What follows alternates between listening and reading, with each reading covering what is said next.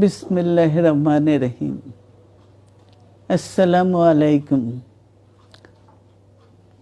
দীর্ঘদিন অসুস্থ থাকার পর আপনাদের সামনে কথা বলতে পারার জন্য আল্লাহর কাছে শুকরিয়া আদায় করছি।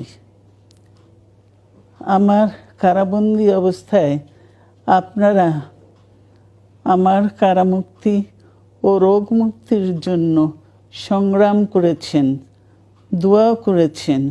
সেজন্য আমি আপনাদের সকলকে ধন্যবাদ জানাচ্ছি। দীর্ঘ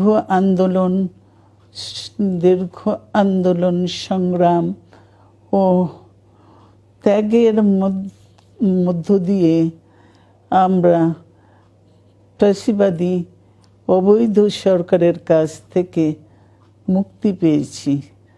আমি আন্তরিক ধন্যবাদ জানাতে চাই আমাদের বীর সন্তানদের, যারা মরণপণ সংগ্রাম করে এই অসম্ভবকে সম্ভব করেছে। শত শত শহীদদের জানাই শ্রদ্ধা। এ বিজয় আমাদের নতুন সম্ভাবনা নিয়ে এসেছে। দীর্ঘদিনের নজিরবিহীন দুর্নীতি, গণতন্ত্রের ধ্বংসের স্তূপের মধ্য থেকে আমাদের নির্মাণ করতে হবে এক সমৃদ্ধ বাংলাদেশ। ছাত্র তরুণরাই আমাদের ভবিষ্যৎ। তরুণরা এই যে স্বপ্ন নিয়ে বুকের রক্ত ঢেলে দিয়েছে, সেই স্বপ্ন বাস্তবায়নে করতে মেধা, যোগ্যতা, জ্ঞান ভিত্তিক গণতান্ত্রিক বাংলাদেশ গড়ে তুলতে হবে।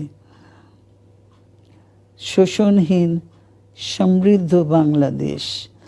সকল ধর্মের গোত্রের অধিকার নিশ্চিত করতে হবে। শান্তি, প্রগতি আর সাম্যের ভিত্তিতে আধুনিক বাংলাদেশ নির্মাণে আসুন আমরা তরুণদের হাত শক্তিশালী করি। ধ্বংস নয়, প্রতিশোধ নয়, প্রতিহিংসা নয়, ভালোবাসা, শান্তি ও জ্ঞান ভিত্তিক সমাজ গড়ে তুলি। আল্লাহ হাফেজ। বাংলাদেশ জিন্দাবাদ।